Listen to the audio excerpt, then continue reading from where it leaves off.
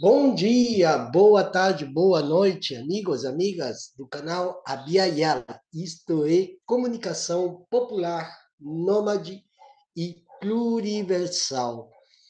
Hoje nós vamos fazer justiça histórica. O que é justiça histórica? Trazer à superfície situações históricas que antecederam a outras situações históricas até derivarmos nos tempos atuais nas quais nós estamos aqui.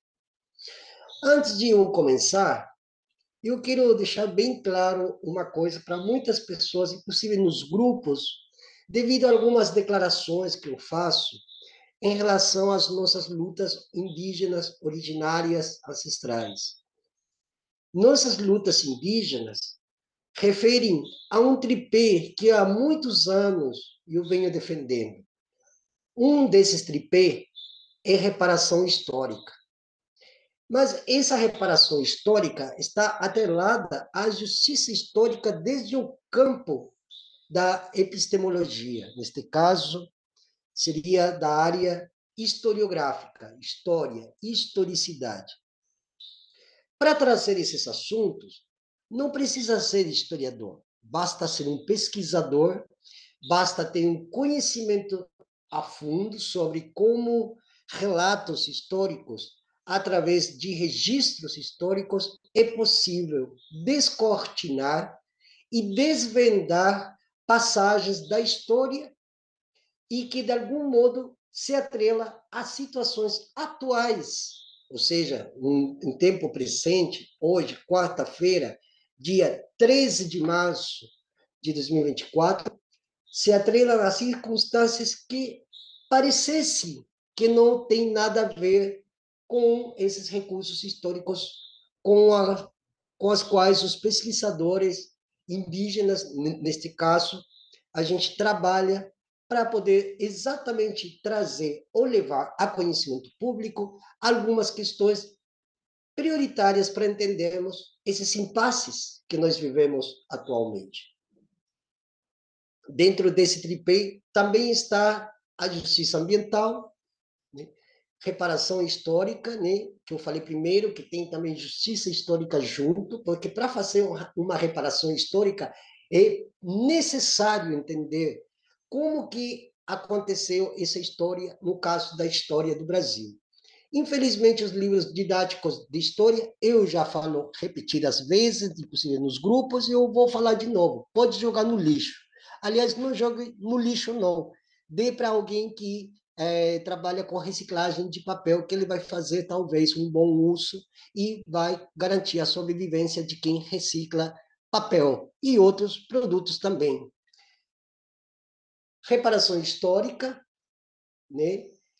Restituição territorial, se liga com justiça ambiental, que por sua vez essa restituição, essa justiça ambiental, essa restituição territorial, se liga também com a reparação histórica, justiça histórica, e o terceiro tripé é a recomposição das comunidades que antecederam a, a essa injustiça ambiental, injustiça territorial, portanto, injustiça histórica.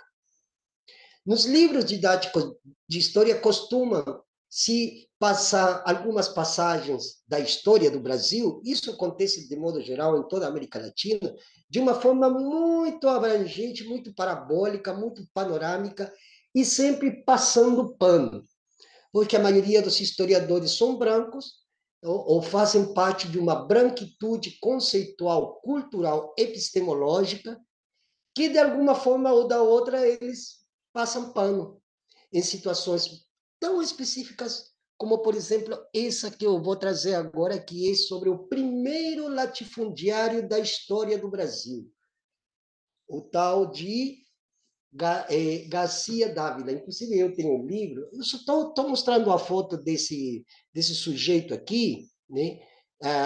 Do primeiro que está aqui à esquerda, né? E eu vou trazer também alguns antecedentes que, inclusive, todos esses essas resenhas, bibliografias, referências, vão ficar na descrição do vídeo, certo?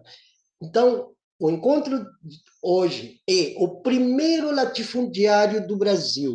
E eu estou aqui na Bahia, então estou fazendo jus à Praia do Forte, onde estão as ruínas de quem foi o primeiro latifundiário, que, por sua vez, tendo sido o primeiro latifundiário, foi o primeiro grande devastador do meio ambiente, que, por sua vez, foi o grande devastador de vidas indígenas, e que, por sua vez, foi o grande destrutor das vidas comunitárias matriarcais que existiam também aqui no estado da Bahia, certo? Vou mostrar algo aqui.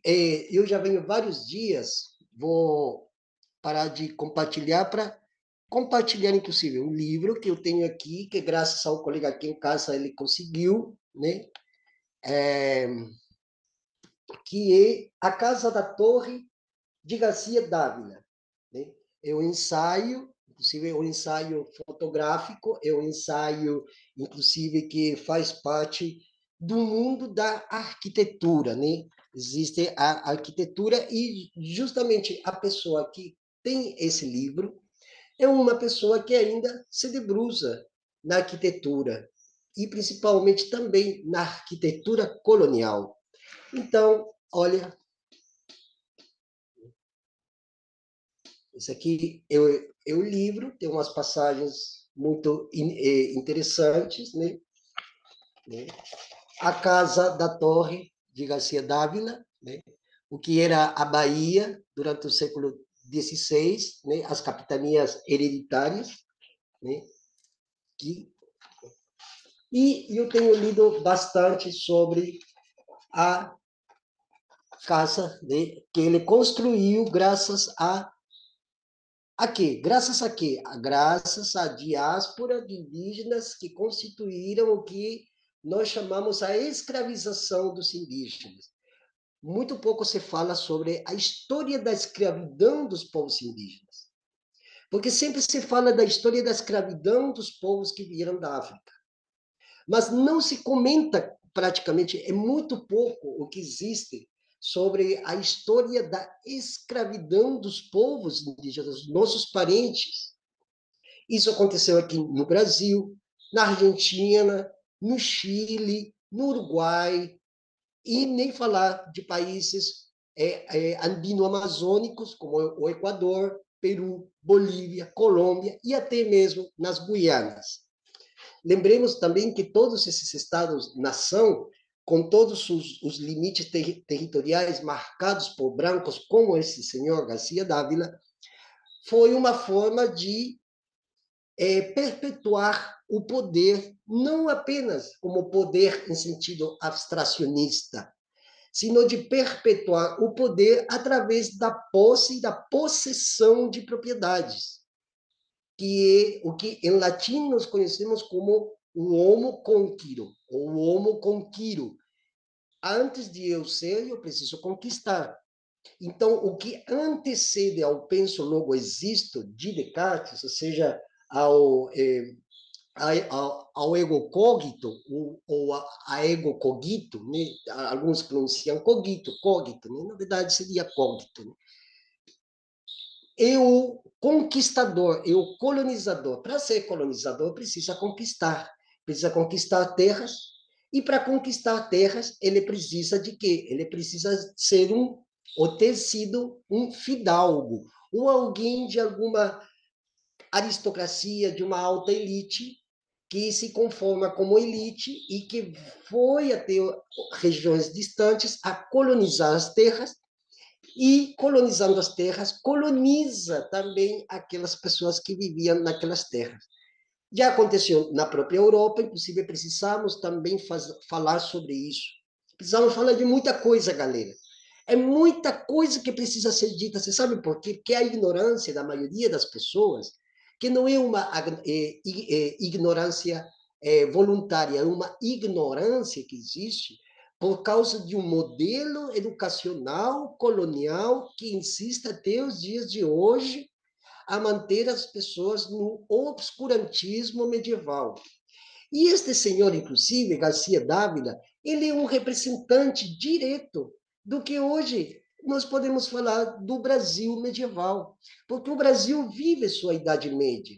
Aliás, eu já falei várias e várias vezes, a modernidade é a extensão da Idade Média. E esse senhor representa, esse senhor Garcia Dávila, representa a chegada da Idade Média em Terra Brasilis. Vocês estão entendendo agora? Então, mas agora somos modernos, agora somos contemporâneos, são extensões, são atualizações de um tempo que já houve lá na Europa e que veio aqui e apenas decidiu se assentar como se fossem as boas novas de um novo tempo que se inaugura, quando, na verdade, esse senhor inaugura a Idade Média brasileira e o feudalismo brasileiro. Já vamos chegar aí, né? Eu queria só mostrar aqui algumas coisas interessantes, né? Que esse senhor Gastão de Holanda, com fotografias de Adenor Gondim, quem tiver acesso, porque eu tentei procurar pela internet e eu não achei. Eu achei outro texto, que eu vou também apresentar logo mais, que fala sobre as construções, né, que ele criou, mas tem a iconografia está maravilhosa, né? Muito bem feita. Olha isso aqui, ó. Tá vendo? Ó. Tá bom. E eu peço desculpa que a gente não tem muitos recursos tecnológicos, mas tento trazer aqui para vocês, de uma forma mais ou menos conveniente, a circunstância, mostrar um pouco. Né? Eu acendi a luz aqui, a ver se melhora um pouco, para mostrar para vocês aqui algumas questões bem didáticas do que foi, inclusive, a formação do latifúndio brasileiro, né? Tem quadros, né? Né? Tem brasão, tem, ó, isso aqui, ó. Não sei se vocês conseguem ver aí, ó. Maravilhoso, né? Eu gostaria de mostrar de melhor forma, mas quem quiser, inclusive, procurar esse livro e achar, vocês mesmos vão perceber que, mesmo que seja desde a ambiência da arquitetura, a história mostra um pouco e o suficiente, né, para entender como o Brasil foi destruído desde a chegada dos portugueses e continua sendo destruído pelos colonizadores internos, né? Porque existe a colonização, a grande colonização, digamos assim, e existem também camadas menores dessa grande colonização. Então, existe o colonialismo interno, né, que é através do poder, tal qual nós conhecemos até hoje, porque as funções administrativas continuam do mesmo modo como elas começaram no século XVI. Então, quando nós falamos de Tomé de Souza, Martim Afonso de Souza, nós já estamos falando de um modelo de governança. Quando nós falamos, inclusive, de governo federal hoje, é uma atualização das antigas capitanias hereditárias. E para entender isso de uma forma um pouco mais aprofundada, nós temos que entrar dentro do que é uma administração, do que significa administração e as diferentes classificações de administração e fazer uma história comparativa com o modelo de administração colonial que chegou aqui a partir do Império, do que se conheceu como Império Português, né? Então, o livro é maravilhoso. E aqui tem umas coisas bem, né, que fala, né? A Bahia tem o privilégio de ser um dos embriões da cultura brasileira, em toda a sua pluralidade. Tão quanto na arte, gastronomia, literatura, música, linguagem, dança, vestuário, dentre outras. Abrange uma avultada diversidade de valores que lhe conferem marcante identidade cultural no cenário mundial, né? E aí faz a apresentação, né? Aí a família Ávila teve papel histórico importantíssimo. Foram os desbravadores e ocuparam imensas áreas do território nordestino, de Salvador a ao Piauí, né? E esse livro também está em inglês, né? Então tem muita coisa aqui para ser vista, para ser desvendada. Inclusive aqui já no final tem várias referências, né? Que inclusive eu vou pesquisar e vou colocar aqui. Algumas estão em inglês, né? Tem a história dos jesuítas e suas missões na América do Sul, que é excelente. Eu já tinha visto esse livro, né? Pedro Calmon, o Castelo dos Garcias, né? Aliás, os Garcias também tinha na Espanha, né? Inclusive chegaram, eles foram também proprietários, uma parte dessa família foram proprietárias do que hoje nós conhecemos como o Estado do Paraná, que não era o Estado do Paraná do jeito que nós conhecemos hoje, lindante com Paraguai, com o Mato Grosso do Sul e com a Argentina, né? E os Garcias estiveram em muitos outros países da América do Sul fazendo as mesmas estripulhas que esse senhor Garcia Dávila fez aqui na Bahia. Então, eu vou colocar, tem as cartas de Manuel da Nóbrega, tem coisas muito interessantes e tudo isso vai ficar na descrição desse vídeo, além de outras coisas que eu quero mostrar. Eu tenho um livro também do autor Aidano Roriz. Muito bom. Eu vou ver se eu acho um PDF agora também. Vou colocar aqui. Eu já comecei a leitura. É um romance histórico, se chama O Fundador. Olha aqui para vocês verem, né? A capa do livro. Também chegou aqui nas minhas mãos, graças ao colega que dá uma imensa contribuição, enorme contribuição, o colega aqui, Oscar Barreto. Ele colabora muito, inclusive, para fazer as pesquisas que eu já venho fazendo há décadas, né?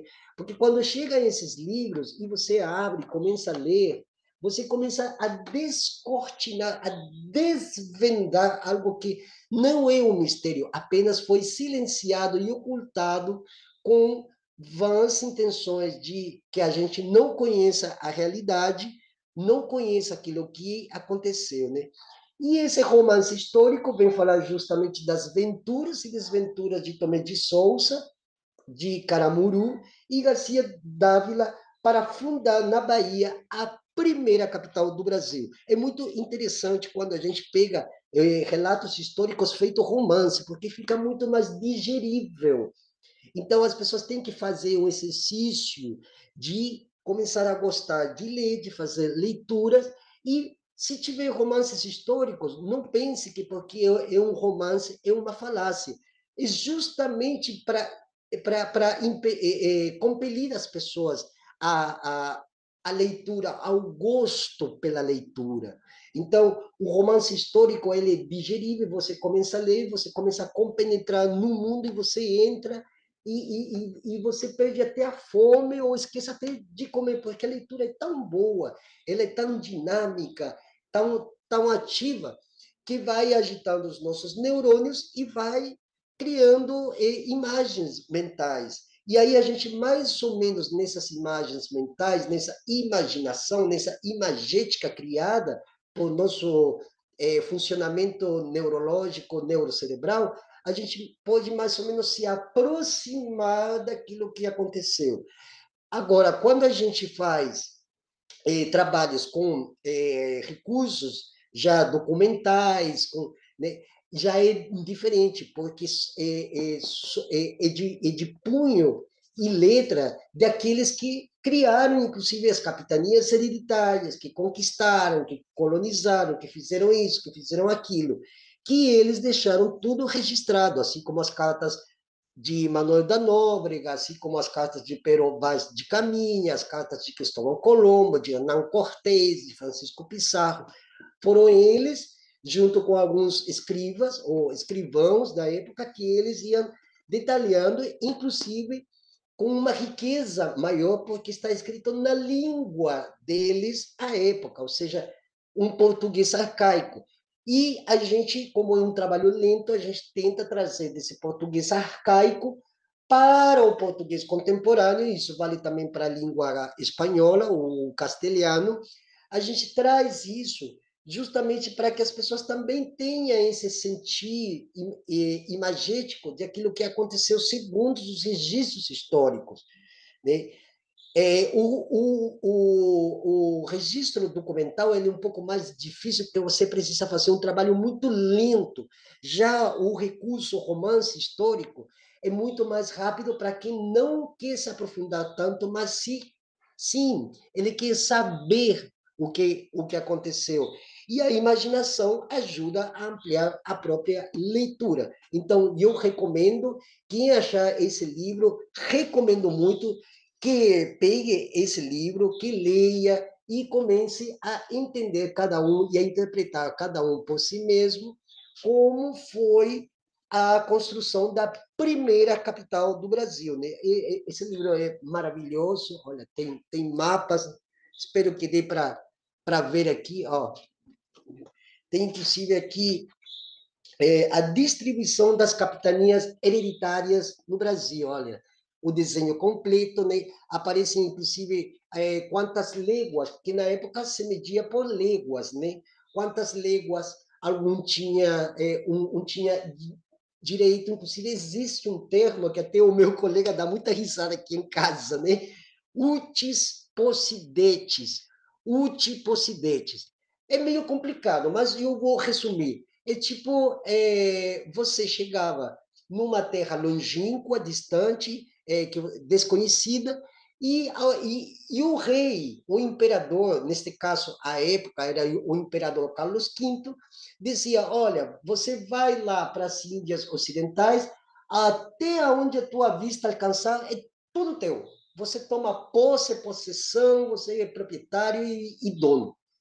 Então, o cara com a subjetividade, com a cabeça cheia de ambição, de cobiça, de querer adquirir riqueza, de avareza, inveja e não sei o que, ele chegava aqui e ele olhava até o horizonte, mas ele dizia, não, eu vejo além do horizonte, então o horizonte também é meu. Isso é o utis possidetis, ou seja, o cara até onde a tua vista alcançar, é tudo teu. E foi exatamente o que aconteceu com esse senhor Garcia Dávila, que, além do mais, era judeu. Aqui eu quero deixar bem claro que a questão do judeu é porque existem vários povos de origem judaica. Assim como tem alguns proprietários hoje, os donos de Wall Street são de uma ala judaica, isso não quer dizer que todos os judeus são, porque tem judeus pobres e miseráveis também. Judeus abandonados pela própria legião judaica, ou pelos próprios povos, ou por aqueles que se determinaram ser, em parte, proprietários de um sistema econômico-financeiro, como o que acontece hoje. Colombo era judeu, Cabral era judeu, Cortés também era de origem judaica, e Garcia Dávila também era de origem judaica. Além do mais, embora a Wikipédia, as informações que se passam nessas Wikipédias da vida não sejam completos, mas, inclusive, a gente faz, inclusive, uma reconstituição da árvore genealógica dessas figuras, e eu vou mostrar logo mais.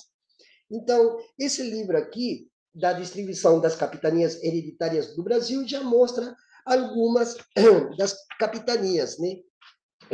A capitania de João de Barros e Aires da Cunha, no estado do Maranhão. A capitania de Fernando Álvares de Andrade, Maranhão. Capitania de Antônio Cardoso de Barros, Ceará. Capitania de João de Barros e Aires da Cunha, Segundo Quinhão. Capitania de Pedro Lopes de Souza, Itamaracá. Capitania de Duarte Coelho, Pernambuco. Capitania de Francisco Pereira Coutinho, Bahia. Capitania de Jorge de Figueiredo, Ilhéus. Capitania de Pedro de Campos, Tourinho, Porto Seguro. Capitania de Vasco Fernandes Coutinho, Espírito Santo. Capitania de Pedro de Góis, São Tomé. Capitania de Martim Alfonso de Souza, Rio de Janeiro. Capitania de Pedro Lopes de Souza, Santo Amaro. Capitania de Martim Alfonso de Souza, São Vicente. Capitania de Pedro Lopes de Souza, Santa Ana.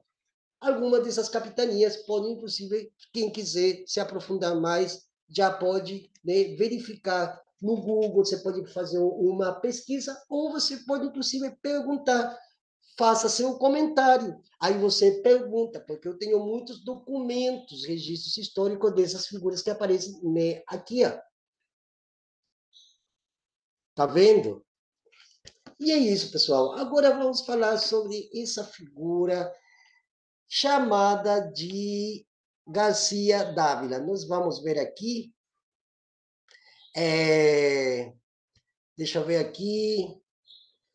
Vamos procurar aqui. Eu, inclusive, acabei de baixar alguns textos e eu vou. Primeira coisa, vamos ver aqui. Eu tenho aqui, inclusive, eu acabei de falar sobre Wikipedia, sobre esse senhor, e eu vou mostrar aqui já já para vocês quem era este senhor Dias Dávila, segundo Wikipedia. Volto a repetir. Nem sempre as informações que se passam nessas Wikipedias são completas, quer dizer, são incompletas, né? Mas, ao mesmo tempo, a gente, a partir dessas informações que ela passa, é possível e passível de crítica a partir da leitura que a Wikipédia entrega, você faz uma interpretação de texto, ok? E o que a interpretação de texto vai mostrar na sua cabeça, na medida em que você vai lendo o texto, você vai fazer uma espécie de uma comparatibilidade entre aquilo que você já mais ou menos você sabia e algumas questões ligadas ao que está colocado, exposto como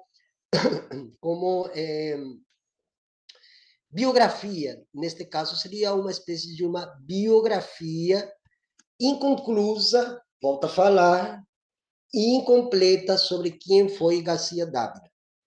Mas eu já fiz esse trabalho, lendo parte desse livro, eu não li tudo ainda, e junto com esse, e com algumas referências que estão no final deste livro. E eu gosto de ficar mostrando, porque as pessoas sempre falam, cadê a fonte? Não, isso aí não é verdade. Não, não se trata de verdade, e nem mesmo de fontes ou quaisquer contextualizações. Trata-se exatamente daquilo que eu comecei a falar desde o início desse encontro, reparação histórica, a partir de uma justiça histórica. Quando a gente faz justiça histórica, a gente tem que ler tudo que tiver na nossa mão, ou perto de nós, tudo que chega. Eu não tenho condições econômicas para adquirir livros. Se não fosse pelo meu colega aqui em casa, eu já sabia dessa figura aqui, Garcia Dávila Pereira de Aragão, tal qual está aqui, que, inclusive, esse Aragão se linka com os Aragão também, né, os reis de Aragão, que também estavam linkados, você fala hoje, né, como os jovens falam hoje, né, está linkado com o Aragão de Portugal, que por sua vez estão ligados com outros Aragão ou Aragões em outras regiões da América Latina. É mais, parte da minha família, por parte da minha mãe, estão, inclusive até hoje, esperando uma justiça histórica devido a que uma parte da família desses Aragão que vieram da Espanha, em 1700, finais de 1600 e início de 1700, né, usurparam terras nas regiões do Chile e da Argentina, justamente onde está o meu povo Mapuche, justamente também onde o povo Mapuche está resistindo até os dias de hoje. Então, eu tenho esses documentos históricos que validam isso que eu estou falando, sobre essas famílias Aragão em espanhol, Aragão ou em castelhano, né? Então, tinha esses reis porque existia os reis de Astúrias, Aragão, Leão, Castela e outras, digamos assim, outros principiados, um deles eram grandes reis que investiam nessas grandes é, empreitadas navegatícias atravessando o Atlântico para vir para cá, né, roubar, usurpar, né, roubar as riquezas para levá-las para as metrópoles. Quais eram as metrópoles da época? Era Lisboa, era Salamanca, era Múrcia, era Córcega, Marsella, né? Eram as grandes metrópoles da época, Amsterdã, né? Então, aí você tem que fazer aquele exercício. Pô, peraí. E os inícios do capitalismo. Isso também a gente vai falar, porque tem uma galera aí totalmente deslumbrada que acha que o capitalismo nasce com Marx falando sobre o capitalismo, ou que o capitalismo surge em si mesmo nos finais do século XVIII, na Inglaterra. Isso foi uma atualização de outros modelos mercantilistas que já existiram e que foi o ovo da serpente daquilo que hoje nós chamamos capitalismo, e que a gente não se consegue livrar por razões que não vou falar aqui para não me estender demasiado. Garcia Dávila Pereira de Aragão, né, fundador do que se tornaria maior latifúndio do mundo, sediado na Casa da Torre, Praia do Forte, aqui na Bahia, a menos de 25, 30 quilômetros de onde eu estou. Além de ser um dos maiores escravistas do mundo, sendo considerado um homem que cometeu os atos mais cruéis e sádicos com escravos no Brasil, seu latifúndio atingiu um total de 800 mil quilômetros quadrados de área, em sua maior parte não cultivados. As gerações dos Morgado da Torre participaram do processo de povoamento do semiárido brasileiro. Se viu na Índia, chegou na Bahia em 1549, com Tomé de Souza, de que algumas fontes seria filho ilegítimo. Pois bem, já logo vamos passar a árvore genealógica. Era um cargo assim ordenado, arrancando-se a viver dos azares do negócio, tendo apenas os prós e percalços que lhes diretamente pertencerem. Com os soldos e serviços eram pagos geralmente em mercadorias e muito raramente em dinheiro, Garcia Dávila recebeu em 15 de junho seu primeiro pagamento, 2 vacas por 4 reis. Assim, começando sua longa jornada de sucesso. Trabalhou com esforço austero e inexcedível energia durante a construção de Salvador, instalou-se inicialmente em Itapajipe, depois em Itapuã, vindo a se tornar um dos primeiros bandeirantes do Norte. Vocês veem que as narrativas da Wikipédia, né, são narrativas também que colocam, são dúbias, porque colocam, ai, não, mas o cara trabalhou muito para ser um grande. Então, essas narrativas que a Wikipédia faz são falaciosas, porque se a Wikipédia realmente quisesse se aprofundar, como a gente se aprofunda aqui com os livros e com os registros históricos, ela deveria ser que ele se enriqueceu às custas do trabalho escravo dos indígenas que estavam aqui, quer dizer, da grande nação Tupinambá. A grande nação Tupinambá que ajudou a construir todas essas riquezas, além de todos os outros povos que estavam nos litorais dos estados do Nordeste, porque ele chegou até o Piauí. Inclusive, ele, em léguas, acho que foram 90 mil léguas que ele conseguiu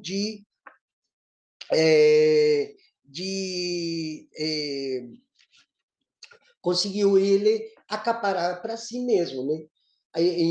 Inclusive, aqui tem uma parte que eu li desse livro aqui, que eu vou mostrar de novo, onde fala, inclusive, que ele cedeu várias partes das terras para que amigos e parentes dele tomassem conta, ou seja, administrassem essas terras, né?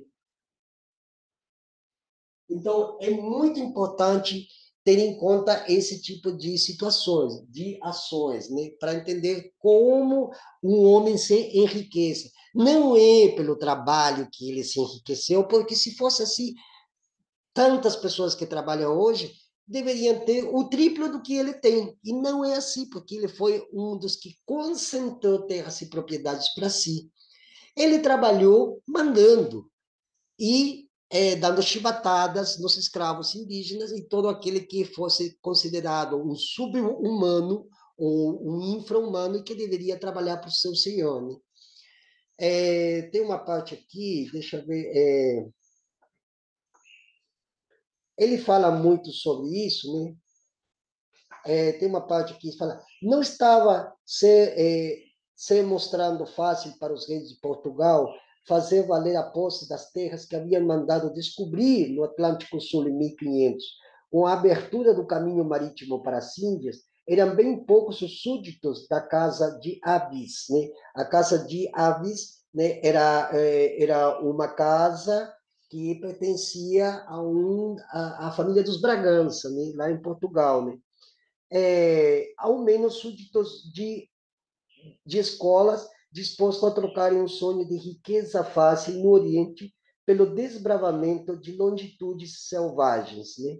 Mas nem por isso a coroa deixaria de mandar para a nova província expedições esporádicas que preparavam cartas de navegação e portulanos, nos quais desenhavam o contorno das costas brasileiras e batizavam ilhas, rios, cabos, baías e outros acidentes geográficos.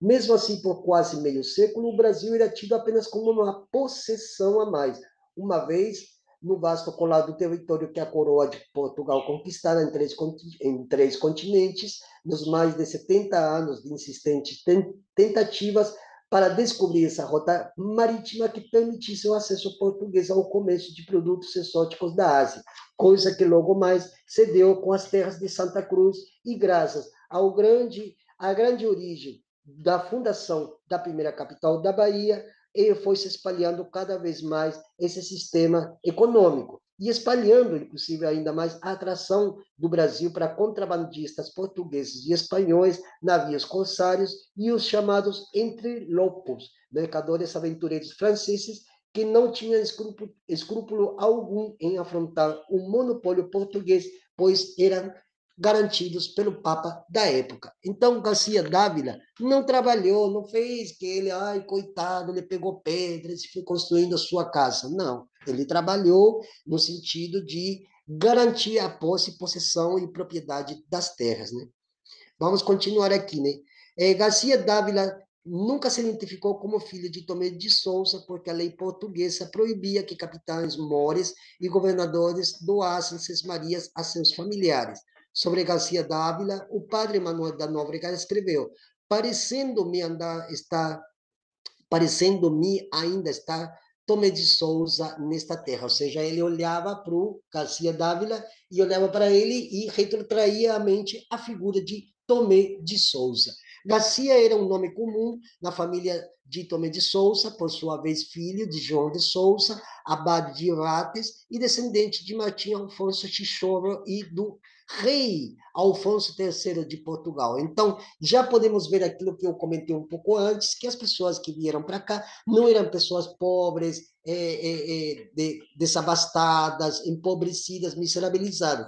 Eram fidalgos quer dizer filho de algo ou de alguém. Então, eles já tinham um certo status quo nas suas regiões de origem e vinham para cá e segundo o que eles conseguiam desbravar e conquistar e escravizar, eles se tornavam ainda muito maiores em suas intencionalidades de posse e apropriação de terras, né? Então, aqui vocês já podem ver, né, no sentido geral, como a situação foi se dando na medida em que ele queria realmente ser o que ele acabou sendo. Ou seja, se ele passou para a história, né, ele passou para a história, ele acabou sendo o que ele queria. E aqui também eu quero chamar a atenção. Em todas as cartas e relações que eu tenho lido, não apenas na história do Brasil, como também na história de outros países das Américas, todos eles tinham a mesma mentalidade, ou seja, o que eles queriam? Fama, poder, riqueza, glória. Todos eles. E eles escreviam isso.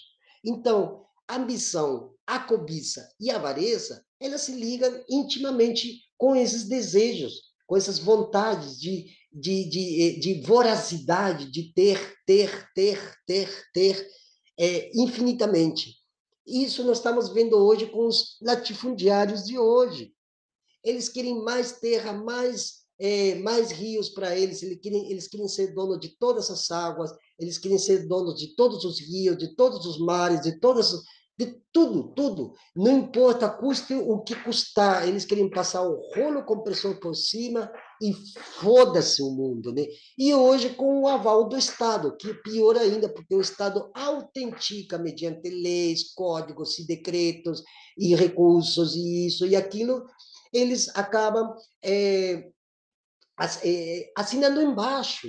Então, eles fazem conciliações, eles fazem pactos e acordos, e onde existem conciliações, pactos, acordos, concessões, existe sacanagem, porque isso já existiu. Então, aqui eu chego, inclusive, no motivo de nosso encontro, mostrar para vocês, que ainda são desavisados às vezes, que o que está acontecendo hoje já aconteceu antes. Né? O que está acontecendo hoje com os latifundiários aqui na Bahia é uma atualização de aquilo que já foi no século anterior, no século XIX, no século XVIII, até chegarmos no século XVI. E mais, galera, se vocês forem remontar a história do que hoje conhecemos como Europa, eles fizeram cometeram as mesmas estripulhas, os mesmos atropelos, com o mesmo teor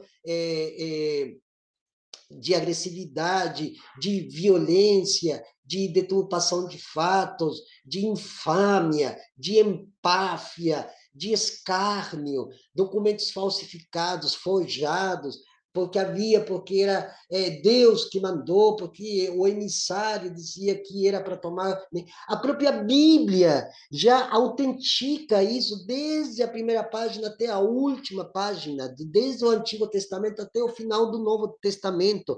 Eles autenticaram um modelo antropocêntrico, ou o que nós chamamos de antropocentrismo, acabou autenticando esse modelo, esse modo de agir.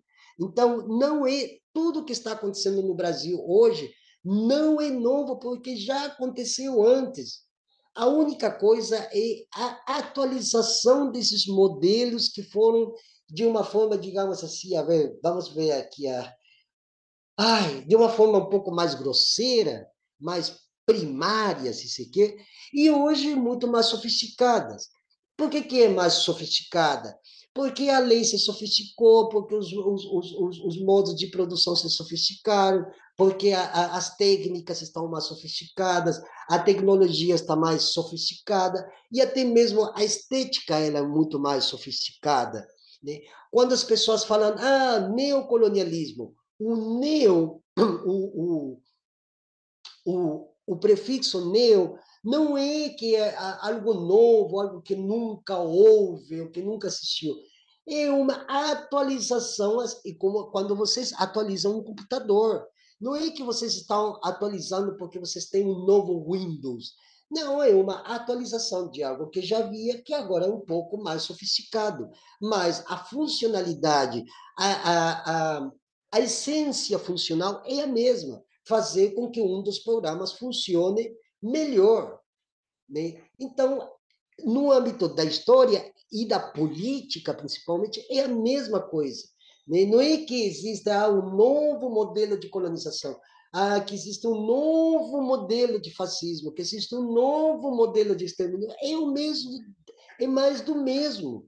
Apenas vem se atualizando, porque hoje tem outros recursos, tem outras ferramentas, assim, outras formas, outros modos de fazer o que já no século XVI foi feito, que agora no século XXI continua sendo feito. Só que agora nós estamos chegando no limite, porque se acabar a Amazônia, como estão já acabando, como já a Amazônia já está no ponto de não retorno, é nada mais e nada menos do que uma atualização de aquilo que na Europa já fizeram, porque a Europa é um lugar devastado.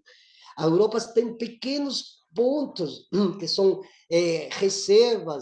pequenas reservas, pequenos bosques, de tudo aquilo que foi devastado desde o século praticamente desde a época do Império Romano, porque já na época do Império Romano já se falava de degradação do meio ambiente, já se falava de poluição, já se falava de contaminação das águas.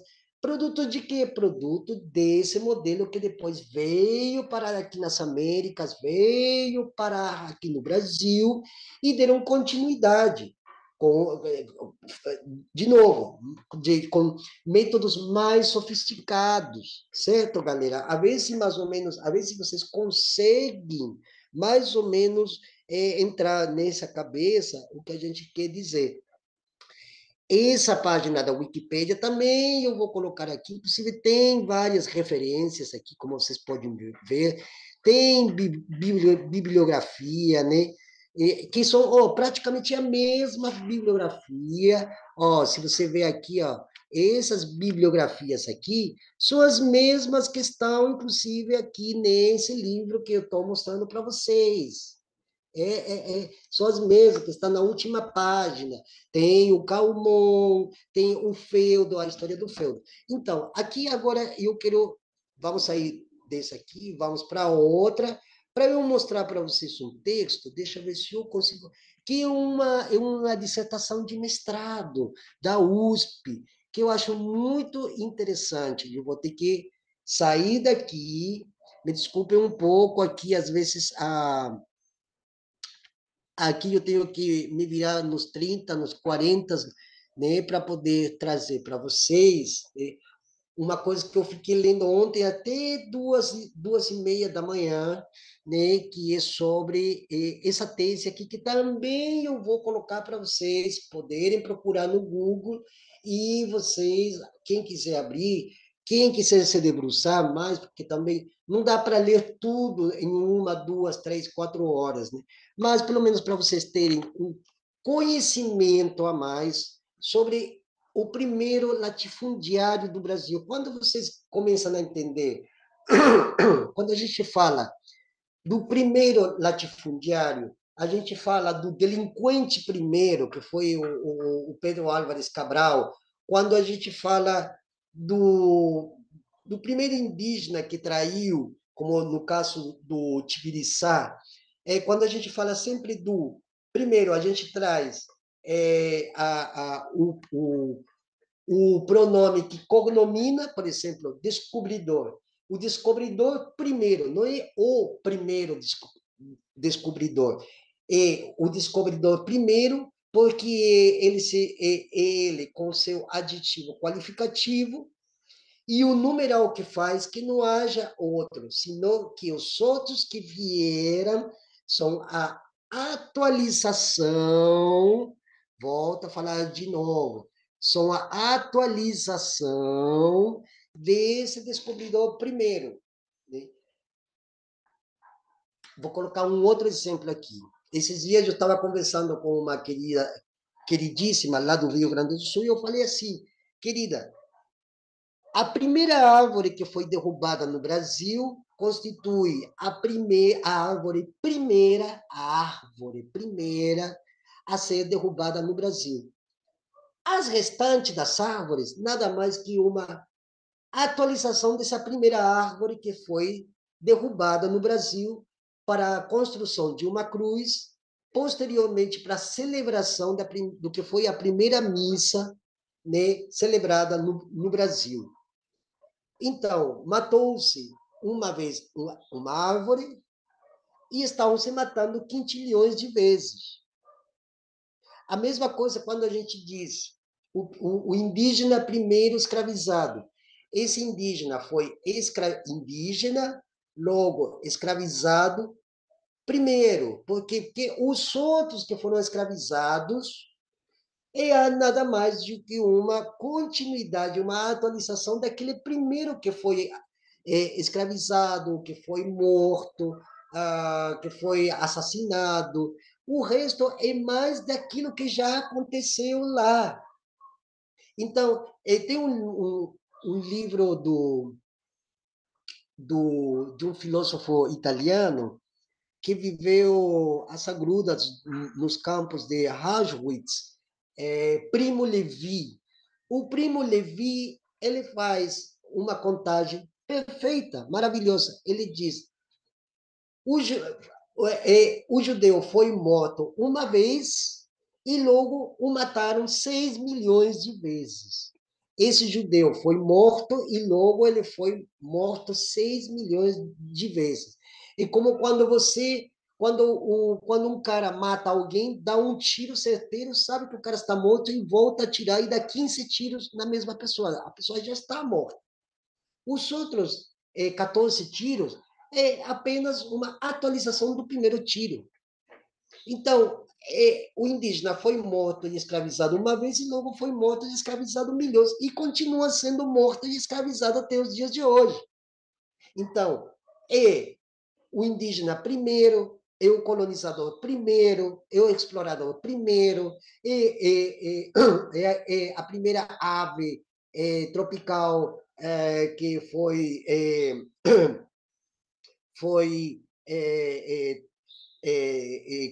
que surge com o tráfico de aves ou de animais silvestres. Teve uma ave primeiro, um animal primeiro, e depois foi, e continua sendo milhões, bilhões, quintilhões, sextilhões, etc. e tal, de vezes que fazem a mesma ação que já teve uma ação, né? E é isso que as pessoas têm que fazer, uma leitura, uma hermenêutica histórica, uma exegese histórica para entender isso. Eu acho que aqui o PDF abriu, é isso mesmo. Eu quero abrir aqui isso. É de um rapaz, eu não conheço ele, mas eu vou tentar fazer. Como é de domínio público, então não precisa pedir permissão, porque é de domínio público. Qualquer texto que a gente mostra aqui são de domínio público.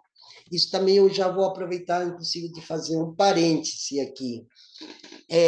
Quando a gente traz pessoas que estão vivas, pessoas que são atuais, nós temos um programa aqui no canal, junto com o GAP Filosófico, que é um canal lá da cidade do Recife, e o canal Leitor Subversivo, que é lá do estado de Goiás. Quando a gente faz o plantão Povos Originários, e a gente coloca áudios, fotos, vídeos, imagens de parentes ou de pessoas que estão em situação difícil, a gente faz algo que se chama legalmente constituído como protocolo de consulta e consentimento, porque nesse caso se trata de pessoas vivas e que sua voz está sendo exposta de modo público. As imagens de crianças têm que ser previamente consentidas. As imagens de qualquer ser humano em situações, inclusive, difíceis, trágicas, deveriam ser consentidas. Você sabe por que eu estou falando isso, galera? Porque eu vejo que com essa história aí do que está acontecendo em Gaza, há uma desapropriação ilegal de imagens, que passa em todos os canais, nas redes sociais, nas plataformas de comunicação, e ninguém traz à baila que existe o direito de imagem. Então, às vezes, se coloca imagens de crianças que estão sendo mutiladas, e não se perguntam para os pais se podem colocar não, porque é uma reprodução de uma reprodução de uma reprodução de uma imagem. E essas imagens vão circulando no mundo inteiro. E são imagens de crianças mutiladas, de pessoas com as vísceras de fora. Eu acho um verdadeiro escárnio, uma falta de ética, uma falta de respeito, inclusive de consideração às vítimas dessas tenebrosas guerras que estão acontecendo, que aqui no Brasil está acontecendo, e pior, ou tão quão pior que lá. E as pessoas não conseguem enxergar, porque para elas, por essa impotência cognitiva que tem, elas preferem olhar lá para longe e não olhar para as coisas que estão acontecendo aqui, que são tenebrosas, escabrosas, e que não existe, desde qualquer ponto de vista, não existe uma Olimpíada de Holocausto. O que existe é um holocausto que está acontecendo no mundo inteiro. Só que, se a gente pode fazer algo estando aqui dentro do Brasil, o brasileiro tem a obrigação moral de olhar para o seu território primeiro, porque ele pode fazer algo para frear esse morticínio que está acontecendo aqui no Brasil, com os povos indígenas, com as pessoas pretas, com os favelados, com as pessoas em situação de rua, e também dentro do campo da educação e da saúde. Por quê? Porque quando se fecha um posto de saúde, quando se sucateia a saúde, estão se matando pessoas. Aliás, tem dados que vocês podem ver pelo Ministério da Saúde. Quando se retira história, filosofia, sociologia, por mais eurocêntricas que elas sejam, mas precisariam fazer uma revisitação em cima disso. Por quê? Porque quando se retiram coisas essenciais, como esse trabalho que a gente vem desempenhando de forma humilde e até honesta demais, a gente está levando, trazendo informações coerentes e concomitantes com aquilo que as pessoas desejam e precisam saber. Precisam saber. Então, quando o Estado retira a história das escolas, dos colégios, é um crime também de genocídio cognitivo. Porque as pessoas, ao não conhecerem sua própria história, inclusive a história de suas próprias famílias, elas vivem sempre no limbo e são facilmente manipuladas e servem apenas como peão para qualquer obra, né? Então, tudo resulta em genocídio orgânico, através dos alimentos envenenados, um extermínio generalizado da população, através da retirada dos seus direitos, através de algumas pequenas conquistas sociais. Tudo isso faz parte de um grande morticínio, de um grande holocausto. E isso está acontecendo no Brasil e assinado pelo Estado atual. Então, isso que as pessoas já deveriam já entrar na cabeça, mas não entra porque elas não querem, elas querem viver com um boçal o tempo todo. Não, é só Gaza. E aqui do lado estão matando gente. Aqui em Salvador é todo dia morto para tudo quanto é lado, nas favelas, nas comunidades. Estão matando gente lá nos interiores para tomar terras, territórios. E ninguém quer olhar para isso, porque, não, isso aí não é parte quem se lavar as mãos ao Pôncio Pilatos, né? Porque Pôncio Pilatos é uma questão psíquica que está na grande maioria das pessoas, infelizmente. Vamos lá. As ruínas da tradição, a Casa da Torre de Garcia Dávila, família e propriedade no Nordeste colonial.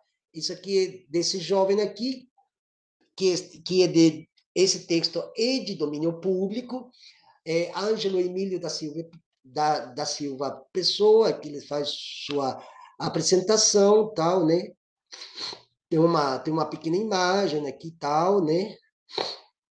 O famoso castelo, né? Aí, os bandeirantes na história do Brasil, maravilhoso.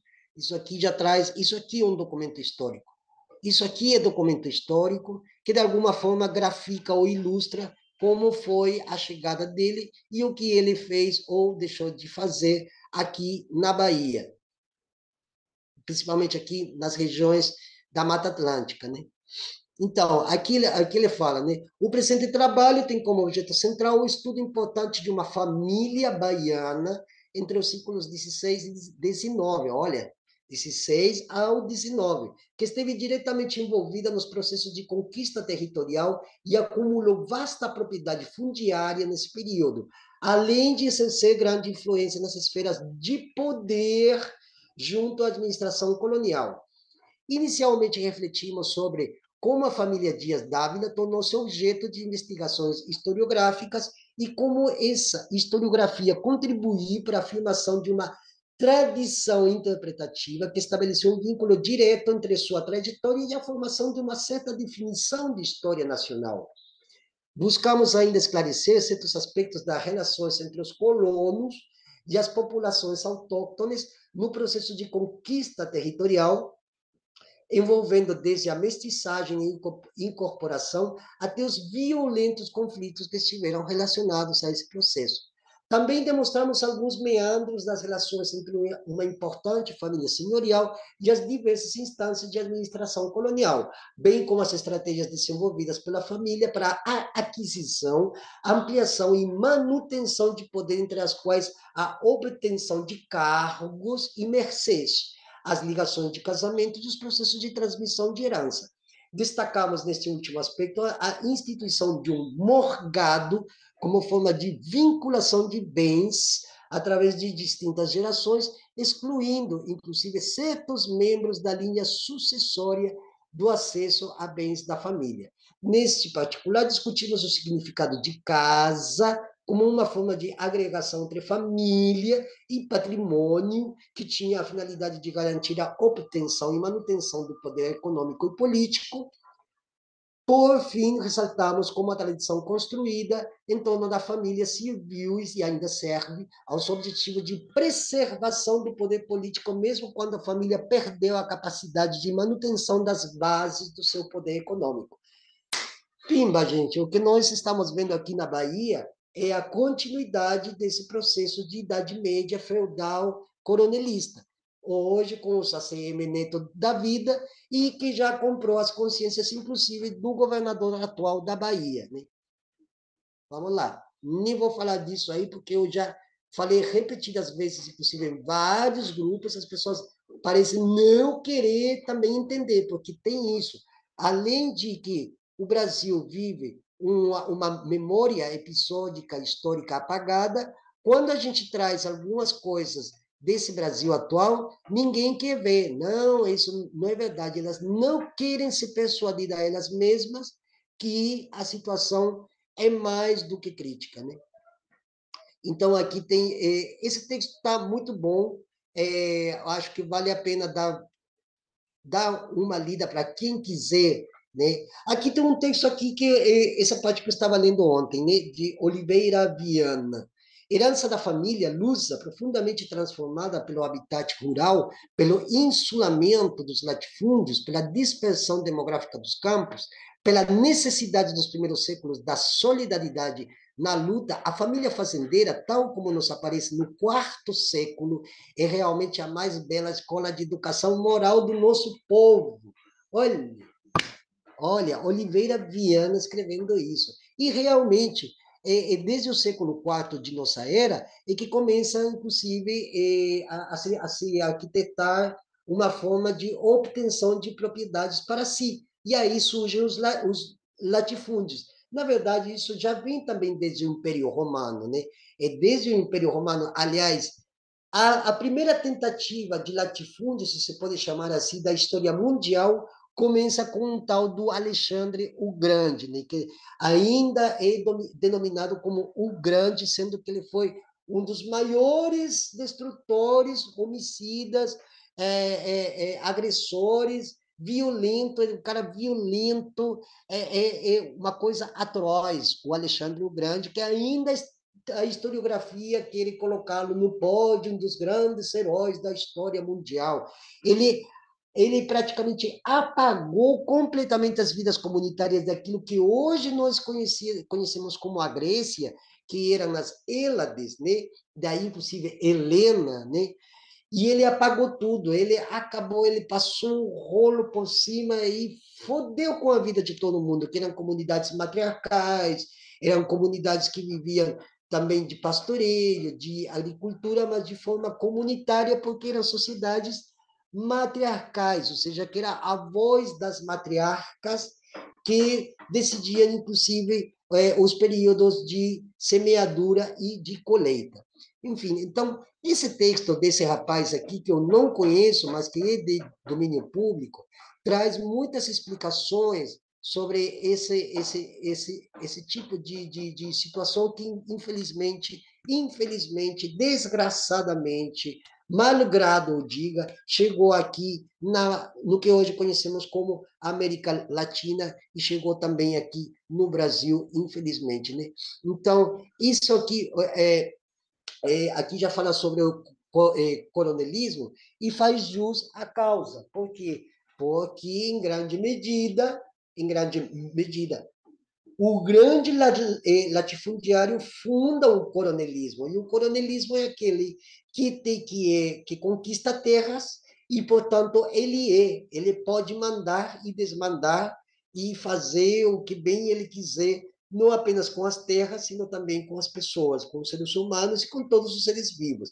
Isso nós estamos vivendo, inclusive, até hoje, e o Nordeste é um caso, não somente o Nordeste, viu? O interior de São Paulo, Mato Grosso do Sul, interior do Paraná, interior de Santa Catarina, interior do Rio Grande do Sul. O Brasil é um grande fazendão medieval, feudal, e que continua até os dias de hoje. Aliás, a América Latina, no sentido geral, é um lugar medieval. Por que, que ele é medieval? Ainda não, a gente não saiu da Idade Média, porque a Idade Média persiste na psicologia dos povos e principalmente daqueles que mandam. Por quê? Porque, no caso, por exemplo, do Brasil, outro caso emblemático, o Chile, né? Os governantes, inclusive Argentina, por mais que um diga que é comunista, o outro é progressista, o outro é da extrema direita, o outro é anarcocapitalista, são todos iguais, porque todos se constituem no mesmo modelo medieval que veio com aqueles que chegaram a partir do século XVI, que estão até hoje. Todos se constituem com o mesmo, só muda o discurso. Hoje, não, por mais empregos, é mais carros, mais progresso, mais desenvolvimento. Naquela época era outra a retórica. Na verdade, não é nem o discurso, é a retórica mesmo, né? É a retórica. Né?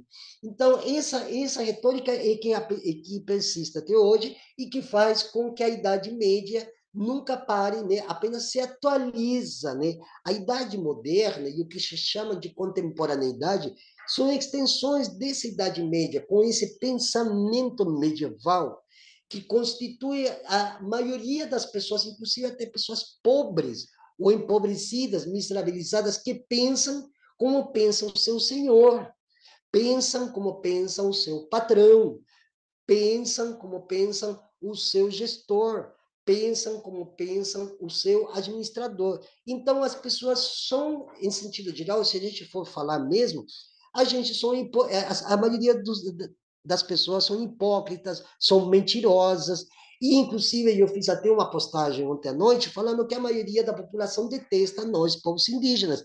E é fato, não é porque detestem, indígena não, porque é o mal. Não, detestam porque tem esse modelo antropocênico medieval que constitui a subjetividade daqueles que vieram e que nós somos depositários, que o tal do latino-americano é depositário dessa Idade Média.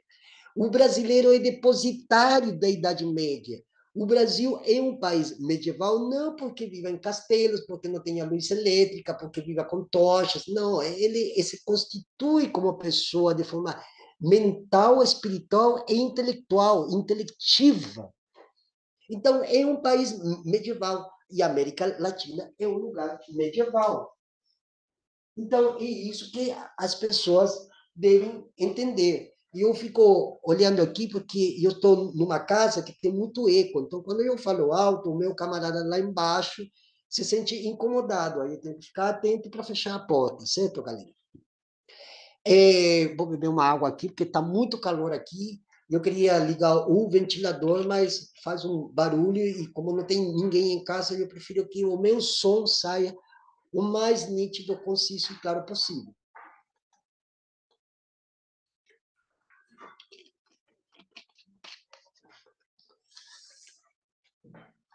Tudo isso que eu estou falando até aqui, galera, trata-se justamente para tentar utilizar de um recurso linguístico que se chama é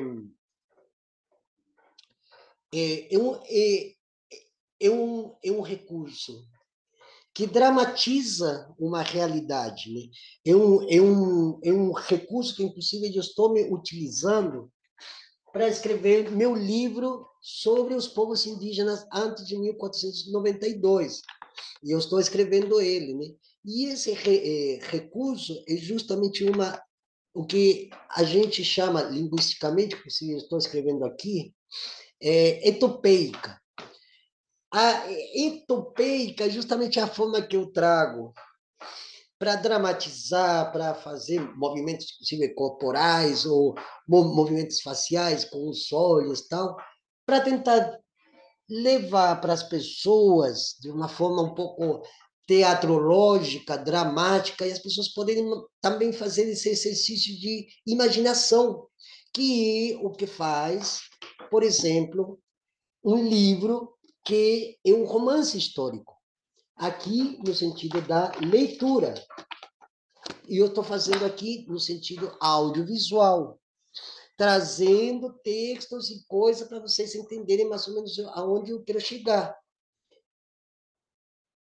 Aonde eu quero chegar não é aonde vocês devem chegar. Se vocês começam a ler, se vocês começam a pesquisar, vocês podem fazer suas próprias interpretações. Então, eu trago uma forma de mostrar como esse primeiro latifundiário, que é um cara que foi um cara cruel, que foi um cara vil e também vilipendiado pelos próprios, por ser tão cruel com os povos indígenas daqui da região. Eu trago para vocês esse modelo, né, essa etopeia, trazendo de uma forma teatrológica, dentro de uma dramaturgia, pode ser dentro da poesia, da prosa e poesia, para levar, para trazer para vocês algo que vocês não aprendem nas escolas. Porque ninguém fala nas aulas de história, a não ser que seja de uma especificidade. A história medieval, então as pessoas só aprendem história medieval. Mas todo brasileiro, inclusive já desde a tenra infância, já deveria saber disso. Mas por que que o Estado não quer que as pessoas, que as crianças saibam disso? Porque elas vão abrir o olho. E por que que o Estado não quer que as pessoas abram o olho? Porque se elas abrem o olho, a consciência se amplia, o cérebro, a neuroplasticidade se amplia de tal modo que elas conseguem fazer uma leitura do que está acontecendo no entorno. E cada vez vão fazendo uma leitura do que está acontecendo nesse país. O Estado não quer que hajam pessoas inteligentes. O Estado não quer que as pessoas tenham conhecimento. O Estado quer pessoas ignorantes, pessoas desconhecedoras de assuntos cruciais para a própria sociedade, inclusive para o avanço da sociedade. Não para a evolução, é para o avanço espiritual, que não existe. Tanto é que vocês veem aí nos grupos, nas redes sociais, e só se fala daquilo que aconteceu há 5, 6 anos atrás, como se a história do Brasil tivesse começado há 5, 6 anos atrás, quando, na verdade, são somente consequências, por exemplo, do primeiro latifundiário. Todas essas figuras que estão até hoje aí, eles tiveram um começo, tiveram um embrião, não vieram numa bola de fogo bíblica, não foi um marciano que chegou com uma nave e não sei o quê. Não, são coisas daqui, da terra, da materialidade da vida. E o Estado não quer que você compreenda isso. Por isso que o que o canal faz aqui é justamente trazer para vocês essa visão que o Estado nunca vai dar para vocês. Nunca vai dar. E mais, a gente está trazendo isso aqui de forma totalmente desinteressada. Se a gente pede Pix, é uma contribuição voluntária. Pelo menos para comer, para pagar a internet e a energia elétrica. Mas a gente traz com toda boa vontade, com toda essa disposição que aqui eu, em primeira pessoa, me disponho a fazer para você abrir os olhos, né? Abre bem os olhos, né? E abre a tua cabeça para fazer. Porra, esse cara aí, que não tem estética nenhuma, porque eu não sou um cara bonito, e não estou aqui para mostrar cara bonita, mas ele está falando de umas coisas que eu já tinha pensado antes, mas que não tinha me dado conta que existia lá atrás. Pô, eu vou lá ver, o cara está dando aqui as dicas, tá dando de graça para você. Estou dando de graça. Vamos lá, outra coisa que eu quero mostrar para vocês. Eu acho que aqui vai ser a última para a gente não se estender muito. Tudo isso que eu estou falando, referência dos livros, não sei o que, vai ficar tudo na descrição do vídeo. Vai lá, você clica nesse. Você não precisa fazer esforço algum. É só chegar lá, não tem o título da live ou do encontro, tá? Porque esse aqui é um vídeo gravado. Então vai lá e você vê, tal dia, mais. Aí você aperta mais, você vê descrição do vídeo. pá, fulano de tal, que não sei o que Tomé de Souza, que cicrano, que não sei o que, blá, blá, blá, blá, blá. E embaixo está escrito, para saber mais, dois pontinhos. Aí eu começo a colocar a vida do Tomé de Souza, que é Garcia Dávila, que é a casa de Garcia Dávila, que quem foi o Garcia Dávila, que não sei o que mais estava com ele, que Caramuru, que figura, que a tese, que um livro, que um tratado, um documento histórico. E aí você clica, e se você quiser saber mais, você vai nas referências de todos esses textos, que no final de todo texto, em todos os textos, tem outras referências na qual você pode saber mais, e você futuramente pode abrir seu próprio canal de história e falar assim, olha, eu vou ir mais longe ainda do que chegou esse cara para ajudar a esse despertar da consciência histórica, para a gente conceber essa justiça histórica que o Brasil não consegue realizar, que nenhum país da América Latina consegue chegar nessa justiça histórica para que haja uma reparação contra todos esses povos que foram, de forma brutal e violenta, foram exterminados ou numa certa tentativa de extermínio. Vamos lá, eu quero mostrar outra coisa aqui para vocês. Vamos ver se eu consigo aqui. Eu acho que eu vou ter que voltar. Fecha aqui, vai pro coisa cá. Isso, é esse mesmo aqui, né? Esse mesmo, né? Então, vamos chegar aqui nessa janela para mostrar algo muito interessante que eu quero trazer para vocês, né?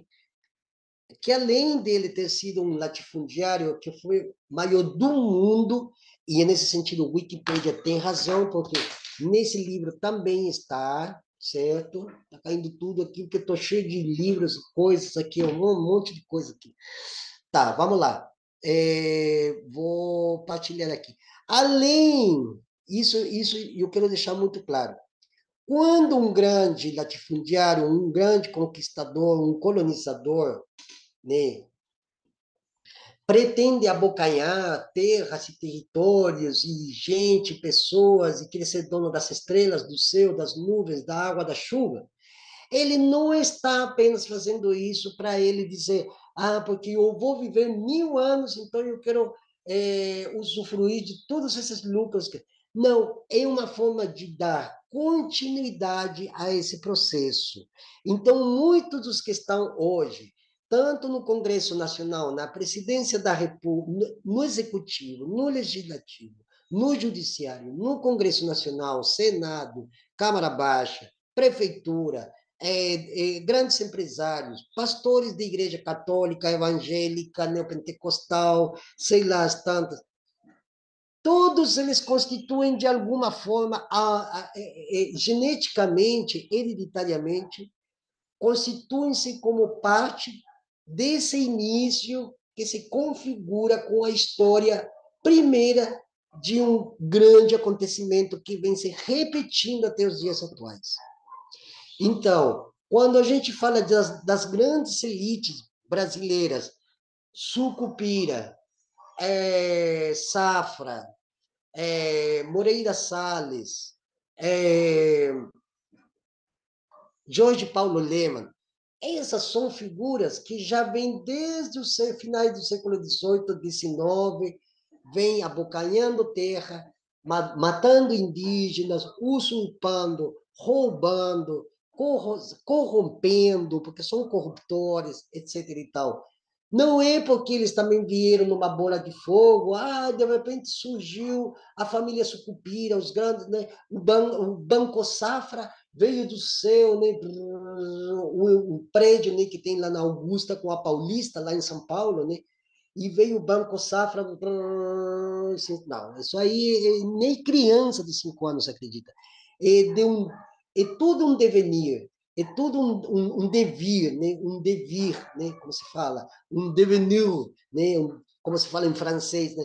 É todo um devir de uma situação primeira que desencadeou uma outra série de ações, de eventos, de acontecimentos e realizações, e que continuam hoje. Então, se o mal se herda de forma genética, ontológica e material. Ou seja, eles continuam sendo, e eles continuam tendo, porque se eles são, eles têm. Certo, galera? Certo. Então, o que mostra isso aqui? Exatamente Garcia Dávila e toda a sua descendência de ajudar, ou ajuda, né? Então, aqui os genealogias, esse também vai ficar na descrição do vídeo.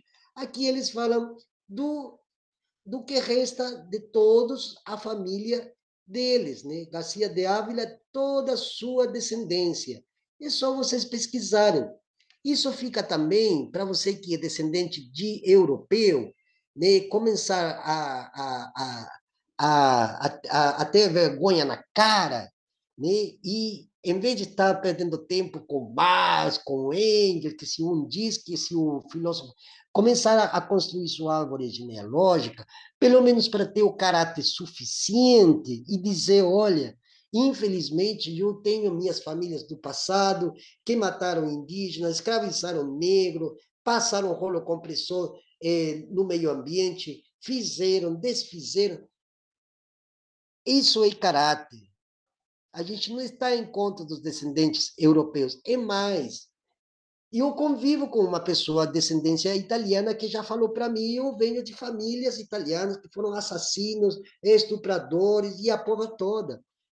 Tá certo, porque eu não vou culpar essa pessoa que está hoje, sendo que está fazendo um outro trabalho que não o trabalho dos seus antepassados, que vieram para cá para estuprar, para matar, para exterminar.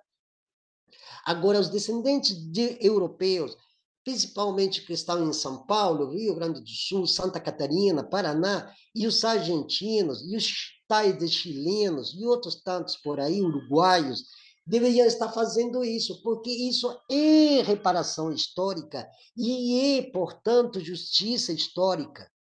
Tem de fazer essa relatoria, tem de fazer essa relatoria, como fala inclusive o Nego Bispo, os descendentes de europeus que vieram para cá deveriam estar fazendo esse trabalho. Para quê? Para justamente fazermos uma reparação histórica em conjunto, porque muitas de suas famílias que vieram da Europa também, ó, tomaram naquele lugar. Então, tem que fazer uma construção de uma árvore genealógica e dizer, olha, realmente, minha família também é de sobrenome Vieira, também tem sobrenome Aragão, também tem sobrenome de aquele italiano, de aquele francês, daquele holandês, daquele britânico, e ter a capacidade de dizer, pô, realmente as minhas famílias no passado viram para cá e só fizeram merda. Então, quando começar os descendentes dos europeus a fazer esse trabalho, e nós, os indígenas, fazermos e começar a trazer das profundezas da terra, para a superfície, tudo que realmente aconteceu aqui nas Américas, incluindo o Brasil, a gente vai, de vez e para sempre, se livrar desse passado colonial que não acaba. Aqui não existe futuro, nunca existiu. Aliás, Brasil, país do futuro, não existe. Existe ainda um presente que continua sendo passado. E por que o presente é passado? Porque a maioria das pessoas não se tocaram que tem que fazer esse trabalho em conjunto. Não adianta dizer, ai, eu defendo os animalzinhos da floresta, eu defendo os índiozinhos que estão lá não sei aonde, ai, coitados quilombolas, o povo que mora na favela. Não, vocês têm que fazer, primeiro, cada um tem que fazer uma autoanálise e uma autocrítica, desde a sua árvore genealógica, desde a sua genética, para dizer, olha, realmente o meu passado foi de gente canalha, miserável, né? E que eu estou pretendendo agora dar essa virada por cima, fazendo, cumprindo o meu papel junto com os outros, de fazer reparação histórica, justiça territorial, justiça ambiental, recomposição das velhas e antigas, velhas não, antigas formas matriarcais comunitárias que já existiam antes da chegada de todo e qualquer europeu nessas terras. Termino por aqui, galera. Valeu aí. Eu compartilhe esse vídeo, deixe seu like, né? Eu não costumo pedir muito, né? Mas já que está todo mundo fazendo isso, eu vou pedir humildemente, deixe um like aí, compartilhe o vídeo, se inscreva no canal, deixe seu comentário. Para mim é muito importante também que deixe o seu comentário, até porque assim eu consigo também melhorar, né? Eu não tenho condições tecnológicas, financeiras, eu não tenho nada. Eu já aviso aqui, eu não tenho nada. Mas a finalidade desse canal é abrir consciências, abrir olhos, consciências e corações. Não adianta falar, ai, amor, amor, amor, amor, e resulta que estamos cheios de situações problemáticas, das quais eu, inclusive, sou testemunha diariamente, e que devem, inclusive, dessa história ainda não resolvida, sobre pessoas que vieram para cá e que ainda são homenageadas de forma é, editorada, né? São homenageadas nas editoras com livros de capa dura, bonitos, né? Com grandes, né? Com fotos e coisas aqui. E isso que eu não mostrei outras coisas que eu já tinha separado, mas vou colocar tudo ali na descrição do vídeo, né? Mas as pessoas que são homenageadas, que ganharam louros, condecorações, monumentos, nomes de rua, de cidades, já está na hora de pedir que, de uma vez por todas, isso acabe e a gente, em conjunto, toda a sociedade